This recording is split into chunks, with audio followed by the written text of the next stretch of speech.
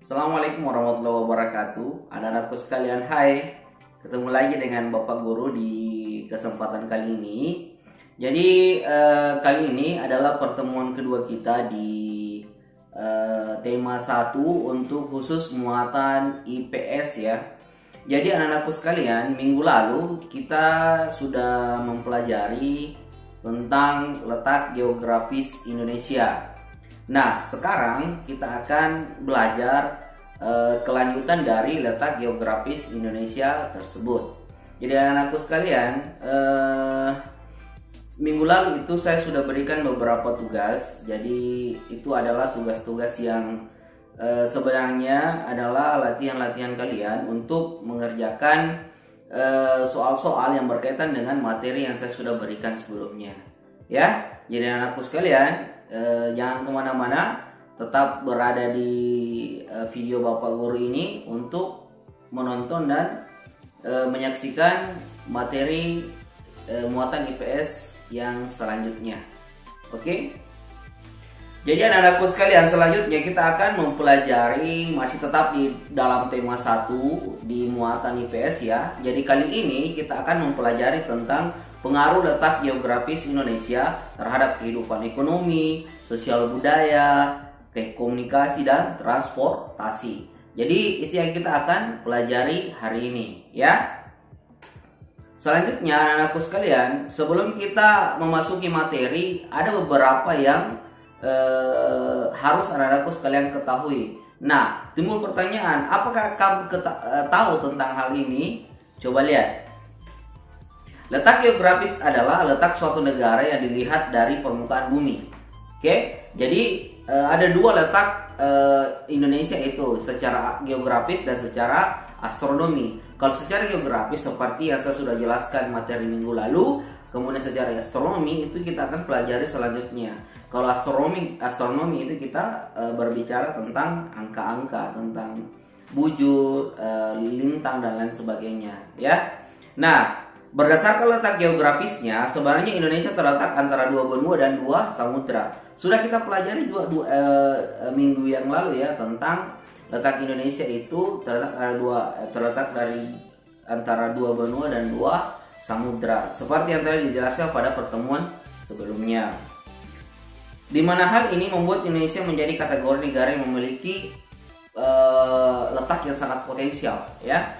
Karena keadaan seperti itu atau letak geografis seperti itu membuat negara kita ini, negara Indonesia, mempunyai letak yang sangat potensial di bidang ekonomi, di bidang sosial budaya, di bidang komunikasi dan bidang transportasi. Nah, itu yang kita akan jelaskan saat ini. Ya, kita lihat penjelasan selanjutnya.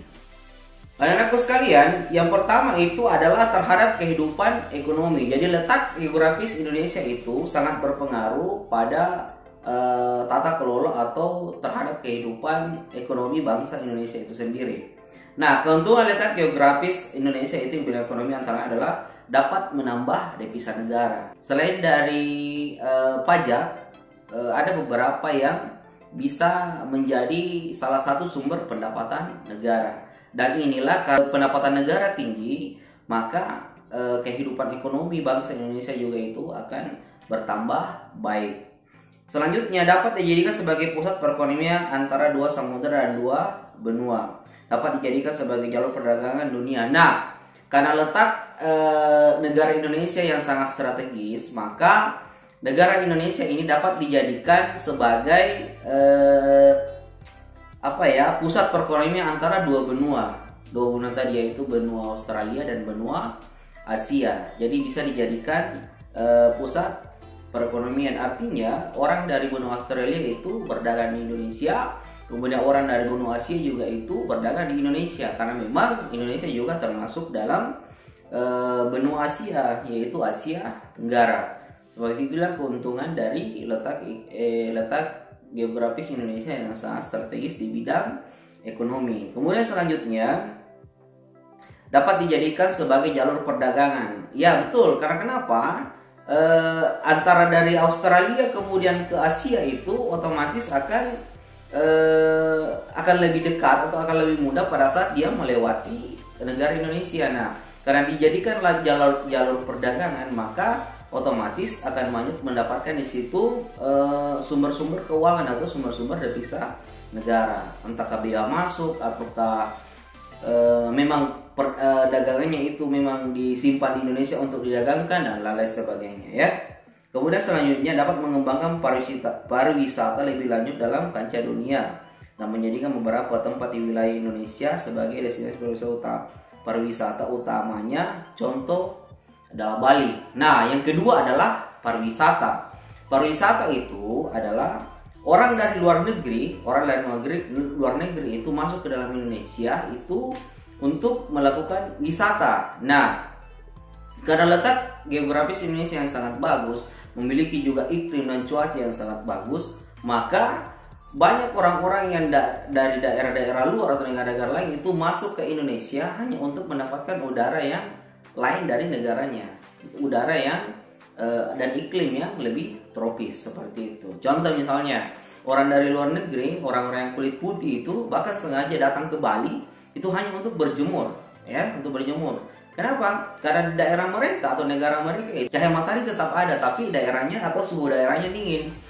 Makanya dia masuk ke Indonesia itu mendapatkan iklim yang tropis, artinya dia datang mendapatkan udara yang lebih panas, ya, seperti itu. Dan lain sebagainya. Jadi karena pariwisata Indonesia ini yang sudah bagus, pariwisata Indonesia ini yang sangat menjanjikan, maka setiap ada orang yang masuk ke Indonesia, setiap ada wisata asing yang masuk ke dalam Indonesia, otomatis itu akan menambah devisa negara kembali.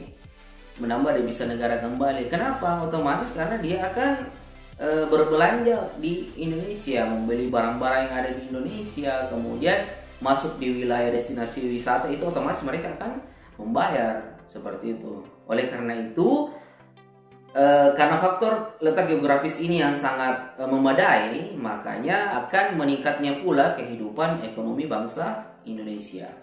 Oke, kita lanjut. Kemudian selanjutnya adalah terhadap sosial budaya. Nah, letak geografis Indonesia itu juga sangat mempengaruhi keadaan sosial budaya di Indonesia. Nah, pengaruh apa yang bisa muncul akibat dari letak geografis Indonesia tersebut, yaitu adanya beberapa adat atau istiadat yang muncul di Indonesia, terutama dari segi pakaian, yaitu batik. Ya, batik adalah sesuatu yang sangat terkenal di luar negeri atau di orang-orang asing. Kenapa? Karena di negara mereka itu dia tidak pernah mendapatkan batik itu yang hanya ada di Indonesia. Karena itu adalah salah satu kekayaan Indonesia yang perlu kita pertahankan. Nah, apa pengaruh dari letak geografis tersebut? Karena adanya letak geografis Indonesia yang sangat sangat strategis, maka adanya bisanya terjadi akulturasi budaya antara budaya asing dengan budaya lokal yang ada di Indonesia. Nah, pertanyaannya, apa itu akulturasi budaya? Akulturasi budaya itu adalah pada saat ada budaya asing yang masuk ke Indonesia, kemudian diperhadapkan dengan budaya lokal yang ada di Indonesia itu, kemudian lambat laun budaya lokal atau budaya asing itu akan beradaptasi dan menyesuaikan satu sama lain. Itu namanya akulturasi budaya. Nah, kalau kita mau melihat contoh misalnya dari segi bangunan di Indonesia, utamanya di Makassar itu, coba kita lihat Masjid Raya. Kalau kita lihat arsitek dari Masjid Raya itu arsiteknya sebenarnya bukan asal dari Indonesia, tapi arsitek itu berasal dari Timur Tengah. Jadi itulah yang dimaksud dengan akulturasi budaya, dan masih banyak lagi contoh-contoh yang lain seperti itu. Nah, selanjutnya di bidang komunikasi. Nah, ini tidak kalah pentingnya. Apa pengaruh letak geografis Indonesia di bidang komunikasi? Nah, sama kita ketahui bersama bahwa di Indonesia itu sudah banyak ragam bahasa daerah yang ada di Indonesia. Ada banyak sekali. Yang paling kita kenal adalah bahasa Jawa, bahasa Batak, bahasa Sunda, dan lain-lain sebagainya. Ya, bahasa Makassar dan lain sebagainya. Nah, selain dari bahasa-bahasa yang sudah ada di Indonesia, bahasa daerah sudah ada di Indonesia, ternyata di negara Indonesia itu terdapat juga bahasa Inggris, ya, bahasa Inggris, di mana bahasa Inggris itu otomatis asalnya dari luar negeri. Kemudian yang kedua adalah terdapat juga bahasa-bahasa yang sepertinya akulturasi seperti saya jelaskan di awal tadi itu bahasa-bahasa Melayu, ya, bahasa-bahasa Melayu. Karena kenapa? Seperti bahasa yang digunakan di Malaysia itu hampir sama dengan bahasa yang digunakan di Indonesia. Cuma dari segi dialek dan ada beberapa kata yang agak berbeda, ya, seperti itu. Nah, selanjutnya yang terakhir adalah di bidang transportasi. Nah, kita tahu bersama anakku sekalian bahwa di Indonesia ini adalah negara maritim, negara yang banyak sekali pulau dan banyak sekali laut. Nah, karena negara kita adalah negara maritim, Indonesia itu dari letak geografisnya memang sudah menjadi titik dari perdagangan antar negara, ya. Jadi maksudnya begini, orang yang berdagang dari Australia ke misalnya ke negara lain ataukah itu biasanya akan melewati laut Indonesia. Tapi di sini adalah Indonesia sebagai tujuan wisata dengan meningkatkan transportasi laut secara maksimal. Masyarakat dapat dengan mudah mengirim barang dari pulau ke pulau yang lain. Jadi jika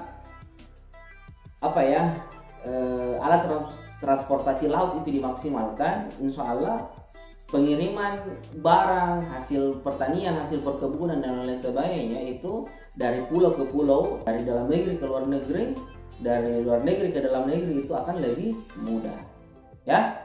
Jadi itu beberapa dari penjelasan tentang pengaruh ataukah dampak dari letak geografis, dampak positif dari letak geografis Indonesia. Oke. Jadi untuk saat ini cukup sekian. Anak-anakku sekalian, jika ada yang ingin ditanyakan silakan ditanyakan lewat grup. Kita ketemu di materi selanjutnya, dan kemungkinan ini adalah materi yang terakhir di tema 1 untuk muatan IPS. Jadi kemungkinan jika ada lagi muatan IPS yang lain itu sudah ada di tema 2 atau tema-tema selanjutnya. Oke. Wabillahi taufiq wal hidayah. Assalamualaikum warahmatullahi wabarakatuh.